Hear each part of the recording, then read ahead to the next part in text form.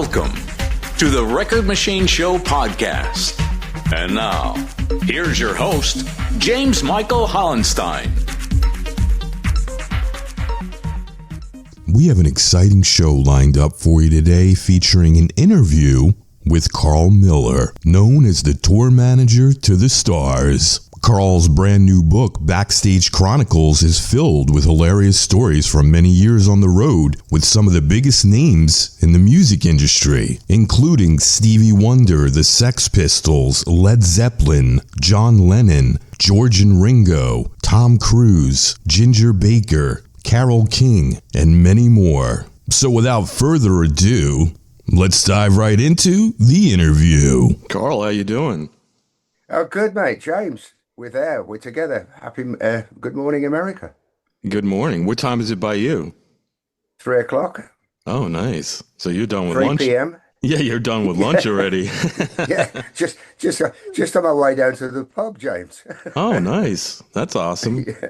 You got a favorite watering hole you like to go to? Well, I've got a couple. I'm at the moment, I'm on the south coast at my son's place, so there's quite a lot on the seafront there, on the beach. Nice. Yeah, I live at the beach too. I live in North Myrtle Beach in South Carolina. Oh, lovely, lovely. Yeah. Gorgeous. A lot of nice places to go for a cold one too here. So we might go out after this is over. So Yeah. What weather you got? oh, it's got to be about 83, 84 degrees here. Oh, So it's still pretty crazy. warm.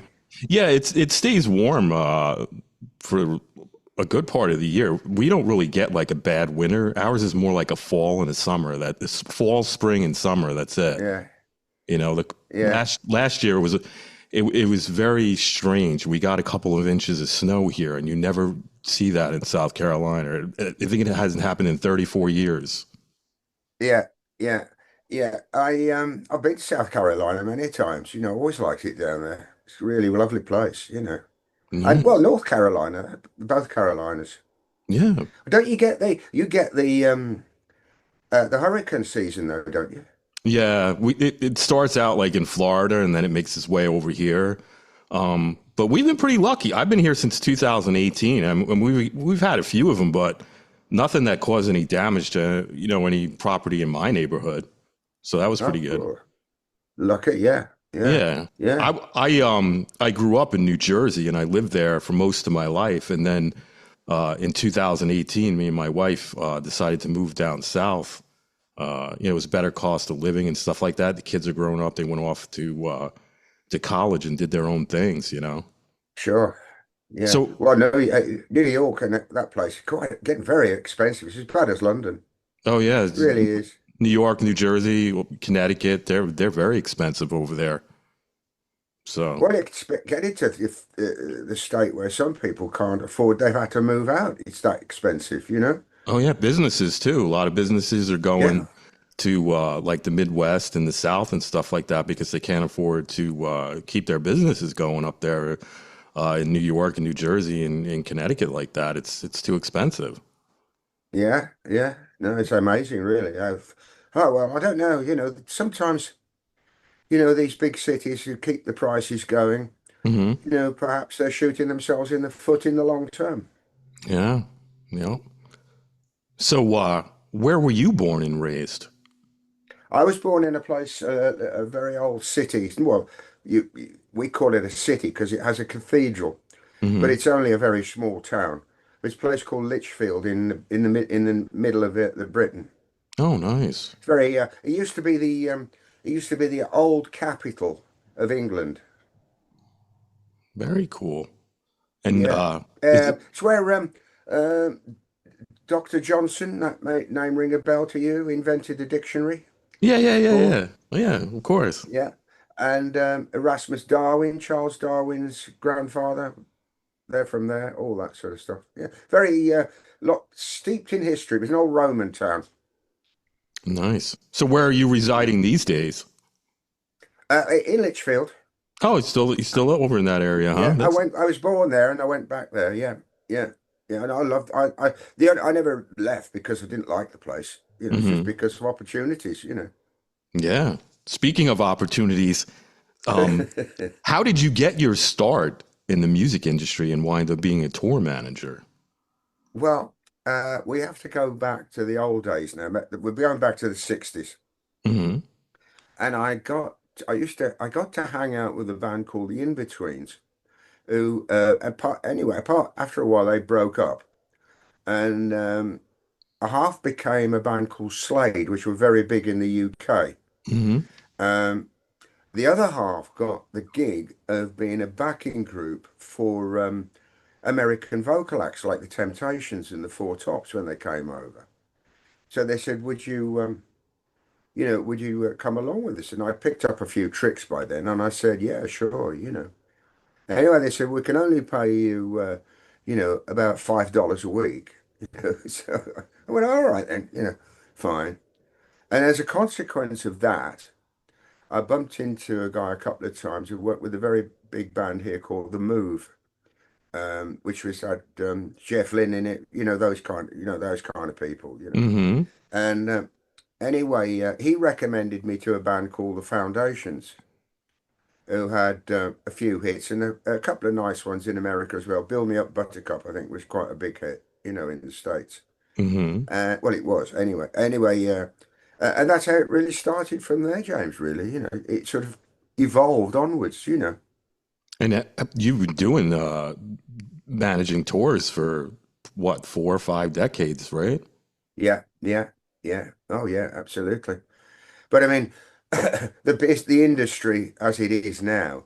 I mean, it really, when I started, it wasn't even a business. Hmm. It was very, it's very, you'll get this very Wild West. I mean, it was, lots of mavericks in there, in the old days. And but it slowly became a business, and now it's the industry we all know it to be. It was a lot different back then, right? You didn't have all the lodging, the big tour buses, No, all no, that, right? no, no, Everything. no, no. The riders, backstage catering, you'd be lucky to get a McDonald's. I mean, Wow. really, yeah, oh yeah.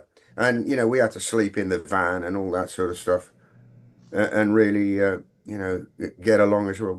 And of course, that in those days as well, where used to get tough was uh, the gigs would be spread out. They wouldn't be routed like they are nowadays. Hmm.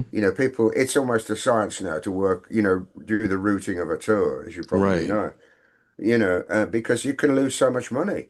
If you're saying, in your case, in New York one day, and then you've got to go by road down to, I don't know, New Mexico or whatever it is, you know what I Right. mean? And then go back to Buffalo or somewhere. Nonsense, really, it was. But of course, thankfully that got straightened out over the years. Yeah, you have to be good at geography and how to map out things, right? I mean, it makes Yeah, sense yeah, money wise. orientation. Yes, orientation was a Yeah, well, and I a mean, straight head, of course. yeah. When you look at everybody's like tour dates now, you could see they're basically making their way down the highway. They're going Yes, through the states. They're not, like you sure. said, going from New York to California or back to Connecticut. You know what I mean? It's like Yeah, everything's yeah, lined up perfectly, and yeah, yeah. that's what you call efficiency, right? Absolutely. Well, it's efficiency and economical, isn't it? Both together. One gets the other. Especially now with the prices of gas and Woo, all the tolls and all that stuff. I mean, no, if you screw up a tour, like the way you manage the stops, I mean, it could be very costly, right? absolutely, yeah, absolutely. And of course, nowadays in the Foundations day, when we toured America with the Foundations, Hmm. I mean, everybody was crammed on one bus. But now, crews have got larger. I mean, some of the touring crews now, as you probably know, James, are like 50, 60, 100 plus maybe, in some Hmm. cases, especially when it comes to the big stadiums. Oh yeah, yeah, definitely. There's a lot of stuff to set up. Ooh, There's all yeah, types of people. There's lighting people. There's guitar techs. There's drum techs. There's yeah. roadies, Staging, yeah, staging, Probably Yeah. hair and some people makeup, depending on the artist, right? Oh, absolutely, yeah. You Well, know? all the backstage paraphernalia, wardrobe, especially if you've got one of those type of bands, that wears fancy costumes. Not so bad if you've got a Merchandise. guy, just a bunch of guys that wear jeans. It's a little easier, but you know, oh, absolutely, yeah. I mean, it's phenomenal. Yeah, so you've been a band tour manager for decades, and you have a brand new book out called Backstage Chronicles, which is available now, Amazon.com. I know that's one of them. I've seen it on there. Without revealing too much, can you share some insights on this book? Sure, yeah, absolutely.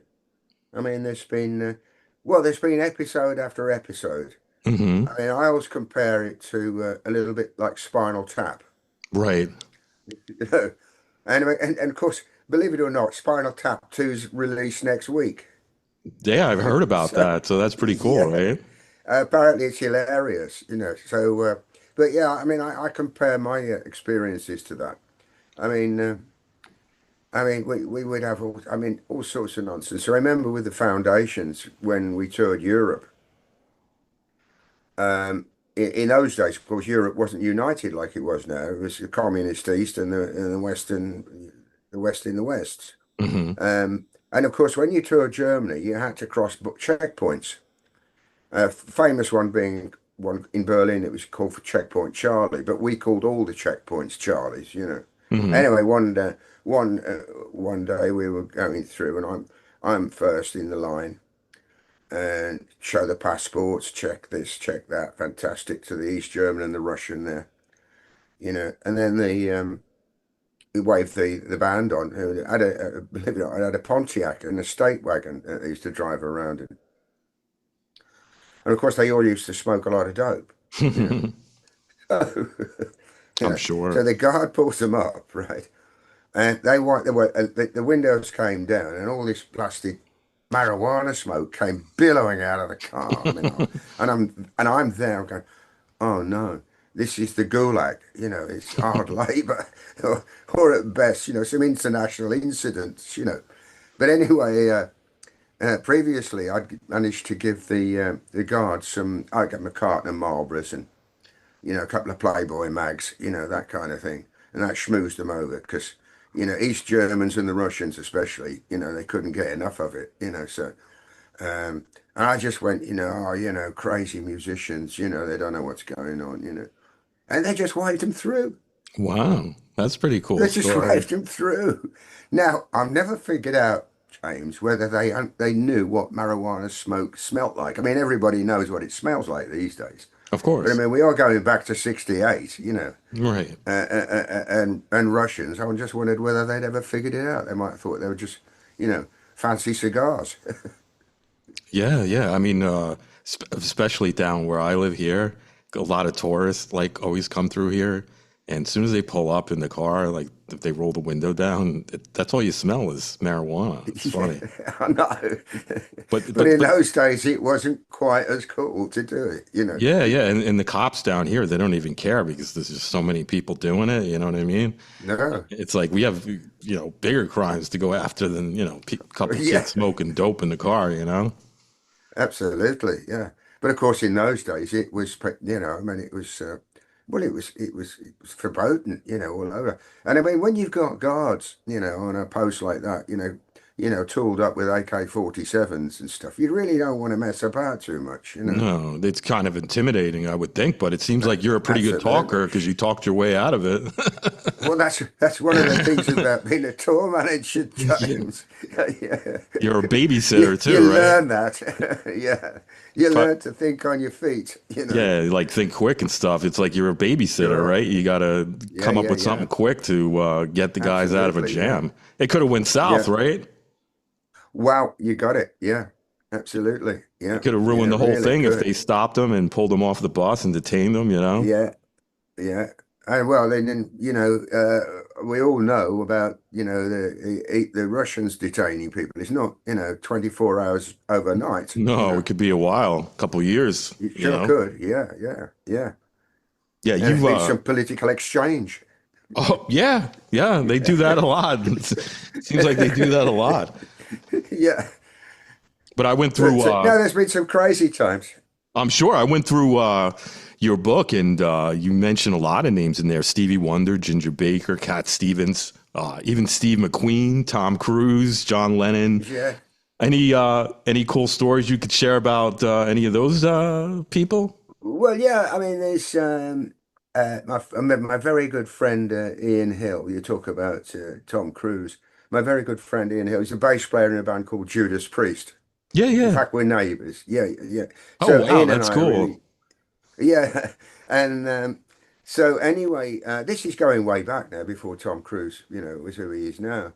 But they were approached to do the some of the soundtrack for, Top Gun 1, the first Top Gun. Yeah, great movie. And of course, and I mean, Judas Priest, if you're aware of the band, they're a bit Spinal Tap as well, a Yeah, bit they're like, awesome. Black Sabbath, all from the same area, of course, Hmm. and of course I mean, I don't know whether I'm allowed to swear on the on your show, but Oh, you could you say know, whatever you want. they proffered them the the opportunity to do it, and they turned around and like, "Who the fuck's Tom Cruise?" and turned it down. That's funny. He's Yeah, only the greatest one of the greatest actors, right? But who knew back then, yeah, right? So exactly. Yeah, yeah. And the downside is, which is not in the book, but the downside is that the track that they should have done was replaced by another, and it's still selling now. It's sold millions. wow, yeah, they're a great band. Yeah. Oh yeah. Yeah.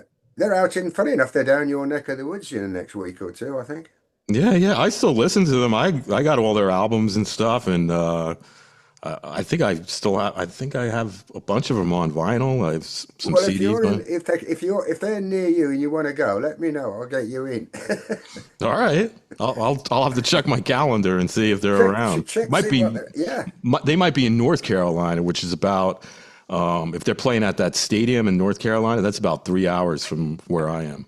But Oh, is it? Yeah. yeah, yeah, Yeah. yeah, yeah. Stevie Wonder. There's a funny story about that, right? Yeah. Yeah. Oh well, Stevie, was renowned, or still is, I guess, for his humor and his practical joking. Right. And I was with the band The Foundations, and we had a package tour together with Stevie Wonder headlining, Foundations, and a girl group called the Flirtations opening show.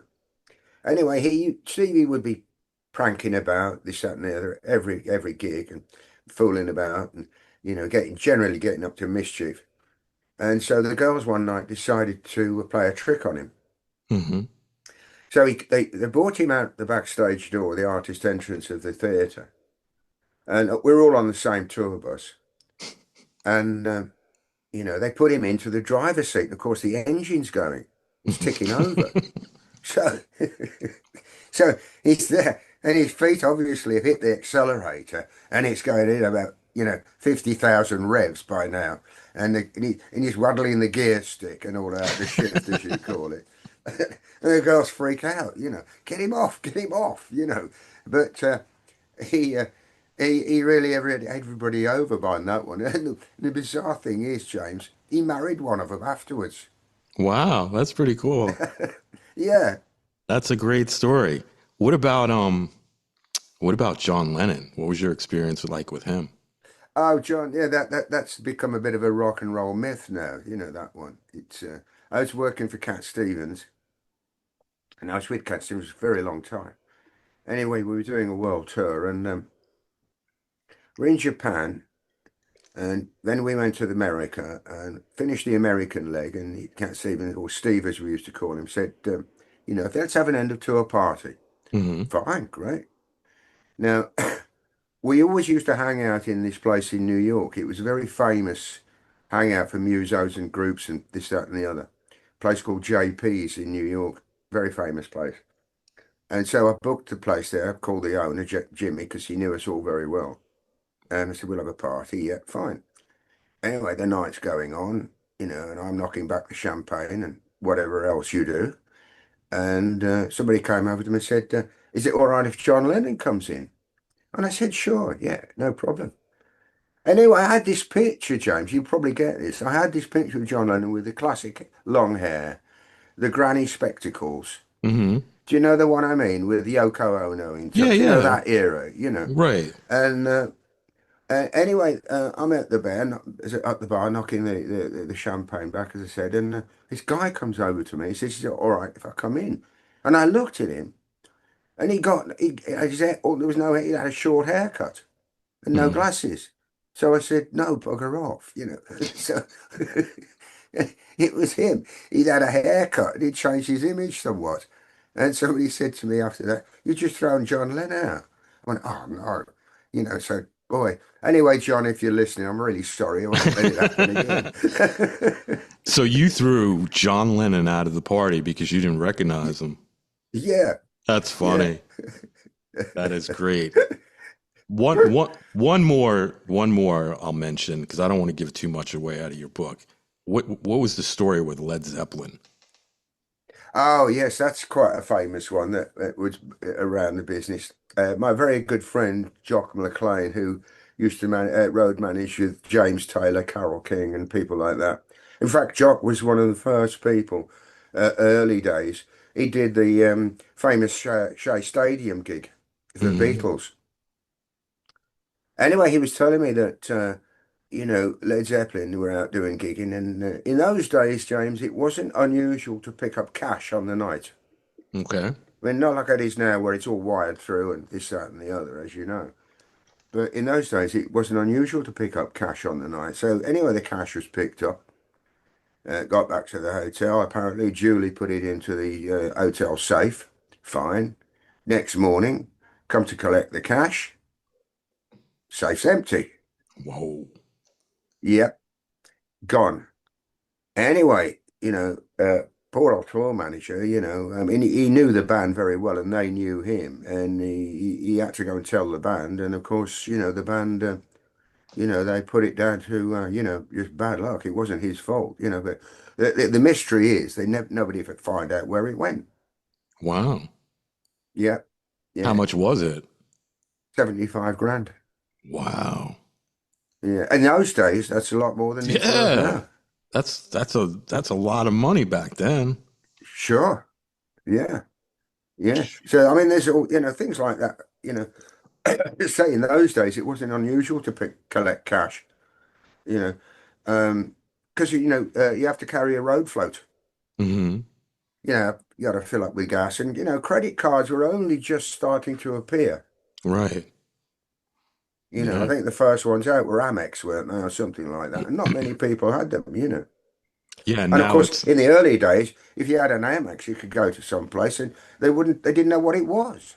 right. You Yeah. wouldn't take it anyway. And now everything's Uh, done with like Venmo and like Apple Pay and everything. You just hold yeah. this thing up to your phone and boom, there goes the money. I know, yeah, it's It's amazing, isn't crazy. it? That's one of the greatest things I think about the way the industry's evolved.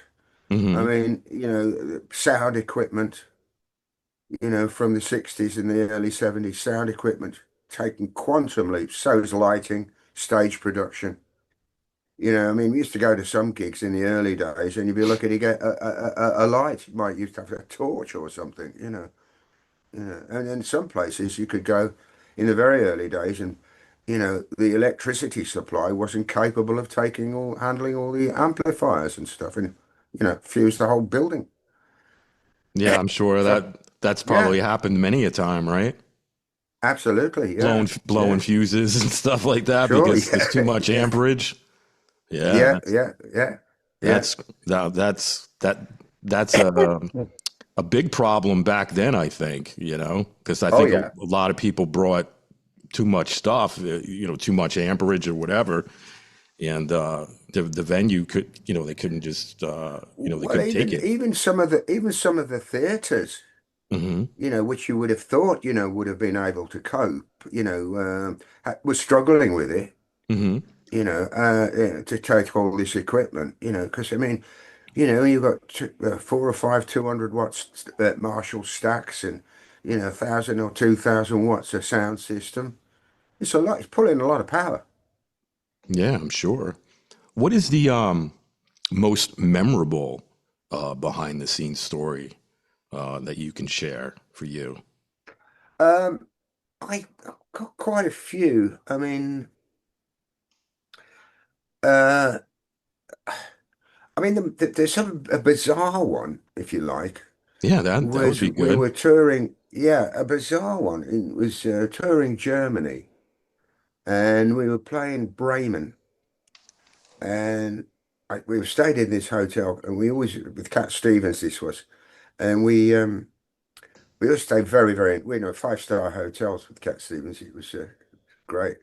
Anyway, stayed in this hotel. And for some reason, Steve said to me, "Oh, damn it, I forgot something. Can you go get it from the hotel?" So I left the venue, went back to the hotel. It's mid-afternoon because we were sound checking down at the venue, Hmm. and I always carried his room keys. I always kept his keys. So anyway, I got back to the hotel. There's this kerfuffle in the hotel, and all this palaver of people dashing about. And they're all round this one guy, and I went up to my room, got what he wanted, came down, and still kerfuffle going on. And I said to one of the people at work there, I said, what's all the fuss? What's going on? And they said, oh, it's the admiral, the admiral. Being a bit of a history buff as well, but they said, I said, what admiral? He said, it's Admiral Donuts. Grand Admiral Donuts. I went, wow, that's amazing. And of course, I'd rubbed shoulders with him backwards. We're going backwards and forwards. And of course, the weird thing is, of course, that Admiral Donuts was the last Führer of Germany. He was Oh, Hitler's designated uh, uh, successor. And so, wow. by definition, he was the last Führer. Incredible. And of Yeah. course, he was in the wartime. He was, in charge of all the U-boat campaign in the Atlantic and this, that, and the other. Hmm. The head of the German Navy. I mean, that was really spooky. I mean, that's almost like rubbing shoulders with living history. Yeah, definitely. You know, Definitely. Yeah, you got a lot of good stories in that book, and thank you. people definitely, if they're music, lovers, they need to go over to Amazon.com and pick it up. Now, Yeah. what are some common misconceptions about your job? What is something people might not know that goes on behind the Uh, scenes? yeah, I think there's a few. I mean, social skills are important. Hmm. A criteria really. Um, and I think most people think it's just, quite an easy job, but you've got to put yourself in the firing line, James, because, you are in the middle of it all, whereby, everything filters through you. I mean, I'm going on my experience with Cat Stevens. Everything filtered through the tour manager. And that's not just the production in itself and the touring entourage. That's the promoters, the record company, press, etc., etc. Everything filters through. You've got to know it all. Otherwise, something can be what they call a spanner in the works. That Right. can screw up. And so, you've got to be a bit of an artful dodger as well, and be able to, liaise and talk to these people, and sometimes have to say no. Yeah. You know, sorry, we can't be done. For whatever the reason, but this, unfortunately, can't be done.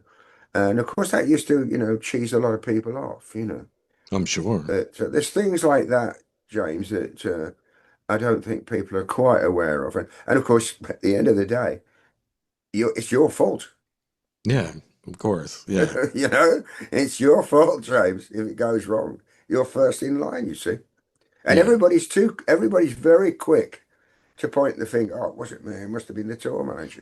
Yeah. You know. Can you walk us through a typical day sheet and how do you organize all the moving parts from sound checks to meet and greets? Most of it's done up front before you even get on the road. Okay. Planned out, yeah, planned out more or less like a film script, and there's a format laid down. I mean, obviously you've got to be flexible within the day, but I mean, especially if you're traveling, and I don't know, you might get to an airport and the flight's delayed or something like that. Do you know what I mean? So you've got to, duck and dive around that. But mostly everything's done really up front. I used to plan everything at least 6 months before a tour. Oh, You nice. know, yeah, yeah, that was all done up front. And then of course you've got room to maneuver as things change. Once you start hammering things down, so hotels would be pre-booked, transport would be pre-booked, flights, blah blah blah. And we would never have, you know, say t airline tickets, that specifically reflect. There'd have to be open tickets in case of a change, Right.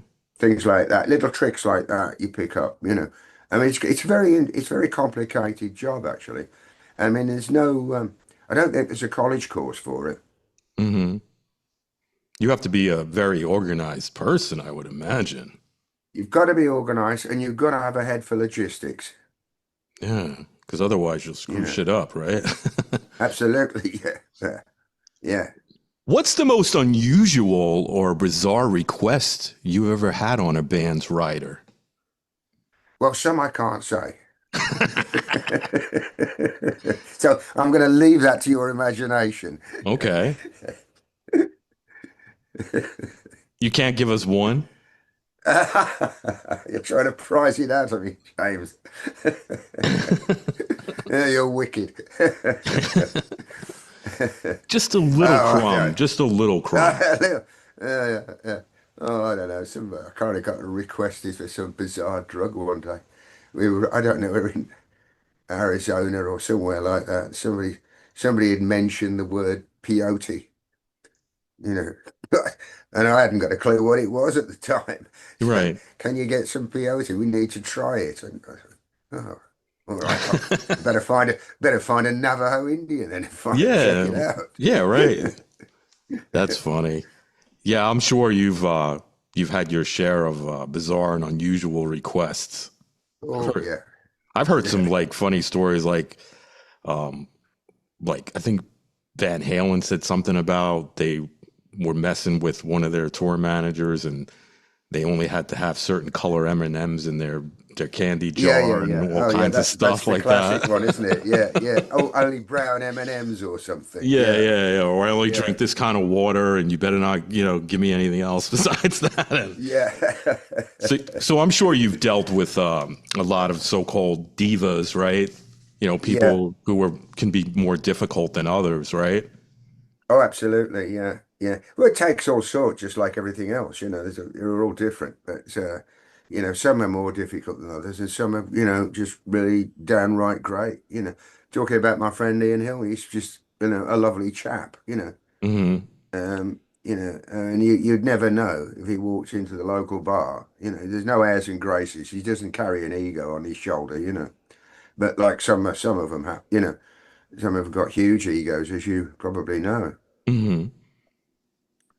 Do you But have? there's a lot of you know, I mean, one of the nicest people, persons I've worked for was Patti LaBelle. She was gorgeous. She was fantastic. Still is. She was such a sweetheart to work for. The only time we had a drama with Patti was when she lost her wigs. Yeah, I saw that in the book. Yeah, because she was famous for her huge wigs. Yeah, yeah. She always had a different wig on all the time. Oh yeah, and they believe it or not, they had their own. She had her own road manager for them, and Wow. they used to travel in their own flight case. Yeah. Uh, yeah, yeah. Well, the road manager of the wigs was a hairdresser, a personal hairdresser. You see, Hmm. and of course, she had day wigs and the stage wigs. The stage wigs were all in this huge flight case because they weren't ever uncombed. They went in as a whole, if that makes sense. Yeah, of course. And some of them were about 2 foot tall. Yeah. Beautiful woman, very glamorous, Yeah, beautiful voice as well. I loved her music. I yeah. still do. Yeah, yeah, she was lovely. Yeah, she was one of the really nice ones. That I worked for, and some have been very, very difficult. And you kind of think twice about doing those jobs again. Hmm. And like it's always nice to mention the good ones, but you don't really need to bring up the bad ones. Like you just move on from it, right? Absolutely, yeah, yeah, yeah. I mean, you get it in all walks of life, don't you, James? It doesn't matter whether Yeah. you're in an office or whatever. There's people you get on with, and there's people you don't. I mean, you try your best to get on with people, even though they might be awkward. Yeah. Uh, but I mean, the trouble is with when you're on the road, sometimes trying to be too acquiescent, it doesn't work. You've got to, as I said earlier, you've got to be able to turn around and say, look, sorry, you can't have it. It's Yeah. not going to happen. No, Oh, why not? Oh, why not? Oh, well, because, X, yeah. Y, and Z. You know. Yeah, you just move on from it. There's no need to talk about it, right? I mean, it's like Yeah, yeah, be the better yeah, person. Like the good ones, you'll have no problem talking about, because they made your job, easier and pleasant and stuff like that. And then you got the ones that are, sure. kind of an asshole, and you just like, after this Yeah, is yeah. over and done with, I ain't dealing with this son of a gun anymore. No, absolutely, yeah. Let's leave town now, Yeah, yeah, Absolutely, yeah. yeah. Yeah, you're the better person for not, bringing it up or talking about it. Now, you've been on a lot of tours over the years and stuff. Do you have a favorite city or a tour or venue that you visit? I've got Cat Stevens' tour always were the best for me. I did a tour with a classical thing, the King of Ballet, which was a classical. That was wonderful because that was all government sponsored. That was during the Reagan Gorbachev years, and that was sponsored by the American government. So you can imagine how easy it was to get about and forget about it. Yeah, definitely. Francescans, that kind of stuff. Hmm. Fantastic. That's great if you can get that. That's like, just absolutely sublime, a Hmm. tour like that. But the Cat Stevens ones were always very good. And the great thing about working for Cat Stevens was his manager wasn't a traditional music person.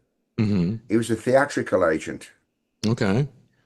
So Cat Stevens was the only musical act within the stable of artists he's got in his on his books. I Right. mean, he was a film producer as well. I mean, he managed quite a lot of actors and actresses. One being Lisa Minnelli. That kind of stuff. It was all of that level, and that's why when we were in touring, especially in those sort of places, we'd all be staying at the hotels where the film people went rather than the music people went. So that's how you got to bump into an awful lot of different types, as opposed to just musician types. Met all Right. types from the entertainment industry per se. That was good. But I mean, yeah, Rome was always a nice place to go. Uh-huh. You I liked Hawaii. That was nice to go to. I'm sure it's nice there. Uh, and a couple of nice. We did quite a bit down in the southern states as well. And I used to places like Phoenix. In those days, it was great. Hmm. And of Very course, cool. then there was on the East Coast. There was some great places as well. New York in the '70s was fantastic. Albeit at the time it was bankrupt. Yeah. But I mean, it really was, pretty on gas in New York in those days. Yeah, that's when it was good, right? Yeah, yeah. So how has the role of tour manager changed in recent years, especially with social media and digital technology? Yeah, well, of course, going back to when, touring started to really pick up and, the arenas started to on the circuit. I mean, I used to, as I said earlier, I used to do my planning, months in ahead, and itineraries were put together. And the one thing about itineraries is you could guarantee you'd spend an awful lot of trouble putting an itinerary together, hand it out to the band, And 2 days later, they'd ask you where they were going. They'd lost it. So now, of course, everybody's got a tablet, Mm-hmm. you know. So, no paperwork involved, And I mean, and I should think, kids these days on the road will think twice before they lose a tablet rather than a piece of paper, I know. you know. So that's one of the major things that's taken place, the technology. Everybody's got a mobile phone, of course. Right. In the old days, I mean, I've done an awful lot of business on, having to find a payphone. Right. Printing up flyers, right? You had to put up flyers everywhere and posters and billboards. Now everything gets posted on TikTok, Facebook, Instagram, Sure. right? Yeah, absolutely. Yeah. So the word spreads like wildfire, like someone's going Well, on and of tour. course, as you know, magazines are very rare. I mean, not many magazines in circulation now. No, not at all. You'll get it on your handset, Even the newspapers, Yeah. New Yeah. York Post, that was a paper I read all the time because I used to work in Manhattan. I used to buy the paper before I got on the bus and in the train, and I would read it. Now I can read it on my phone. It's on my phone every day. Yeah, I know. You Yeah, know? I know. Uh, Yeah. It's amazing, really. How technology's changed the business. Like it's changed all businesses, though, James. yeah. Technology is definitely. Excuse me. Yeah, I'm pretty sure we'll probably have robot tour managers. Hmm. Yeah, you never know. I mean, think about it. Things are stranger than fiction, James. Yeah, AI and all that stuff. I mean, think about it. Like back in, 30 years ago, you wouldn't be able to talk to someone like myself on the computer, No. like for an interview. You'd have to be standing in the same room or, at the radio station or at the concert venue being interviewed right in front of them. Now you don't even have to leave your house. I know. You know? Same as talking to promoters when you're booking a tour. Hmm. I mean, because you had to stay in the office Hmm. and sit by the phone, and wait for the phone to call, to come. Coming. But now, I mean, you can be on the freeway anywhere and still be talk. I could be talking to you on the freeway even. Yeah, wireless headset or, it's driving down the highway. Yeah. Hey, how's it going? Yeah. Bang.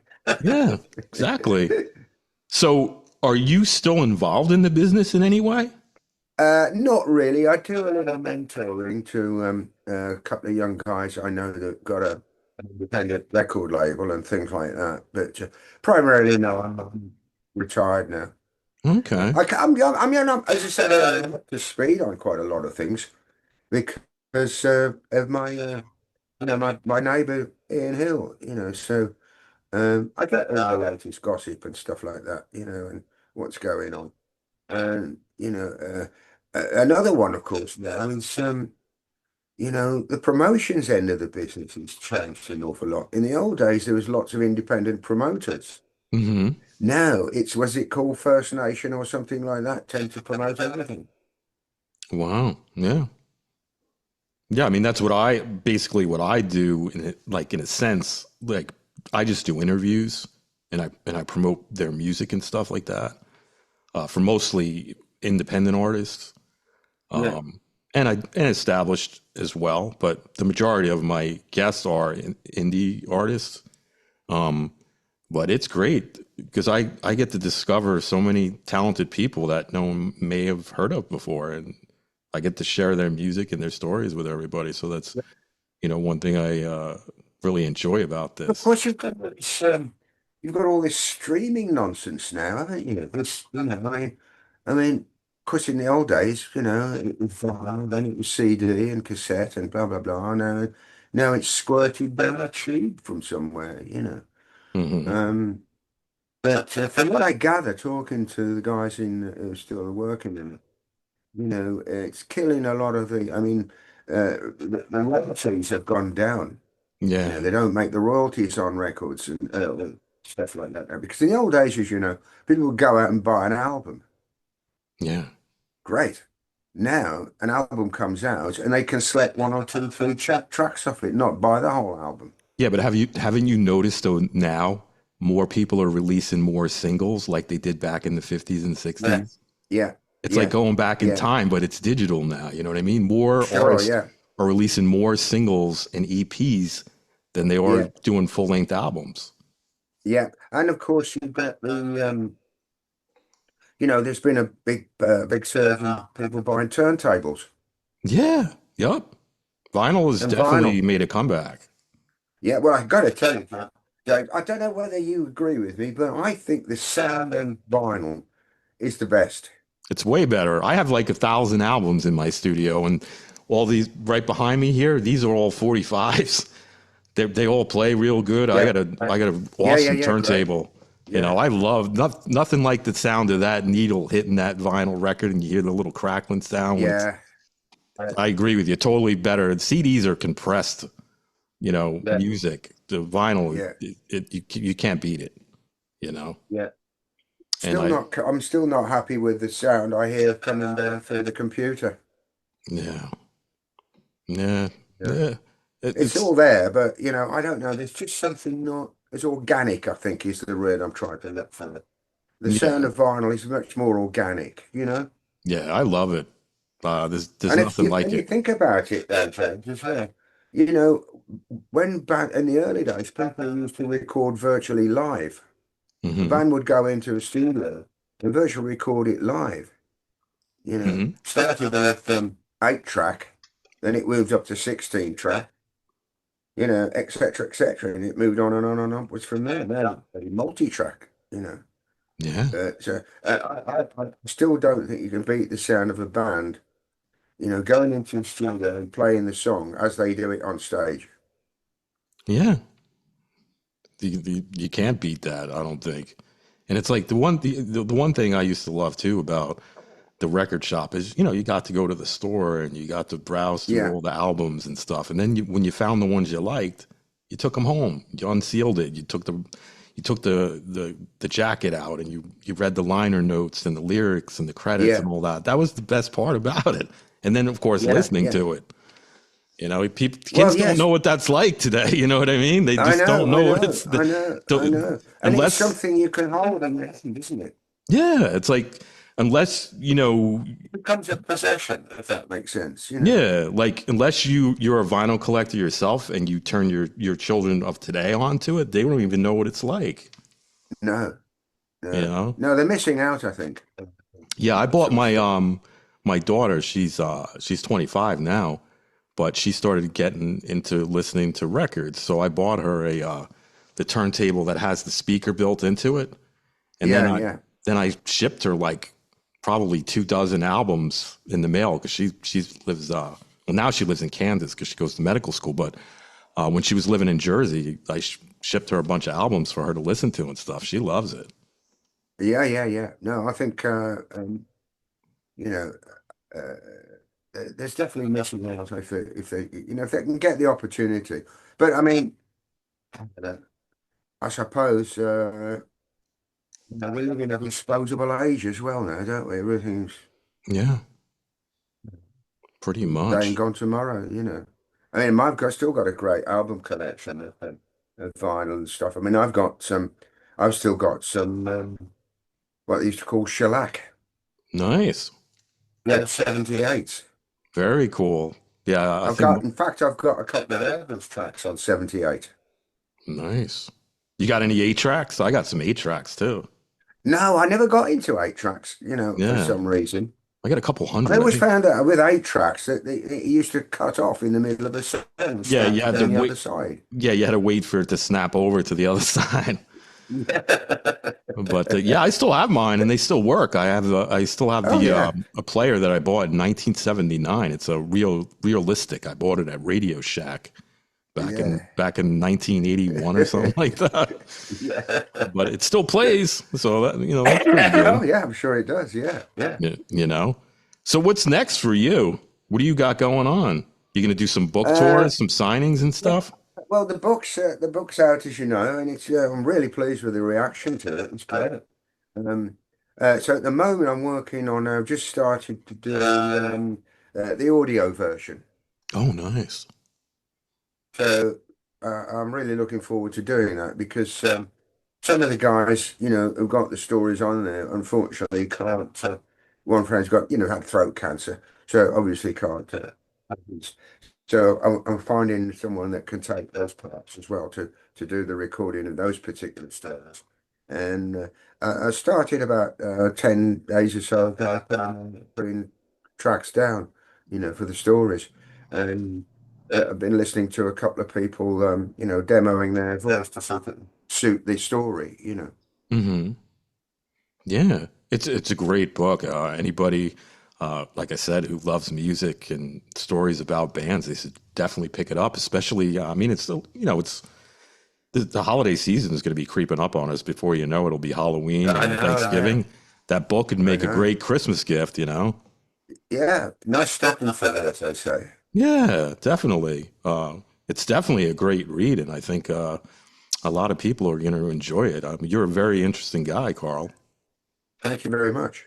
You're welcome. Do you have a website or social media that you'd No, I like to don't. promote? You know what, James? I don't bother with all of that stuff. Oh, okay. I really, for some reason, it's never, floated my boat, really. Yeah.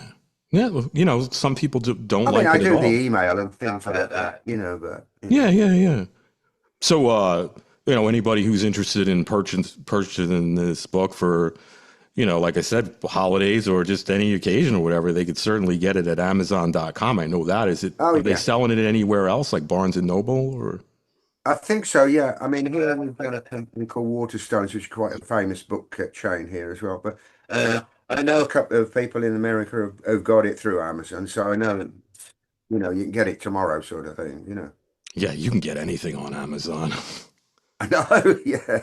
That's technology, right? Like we were talking about before.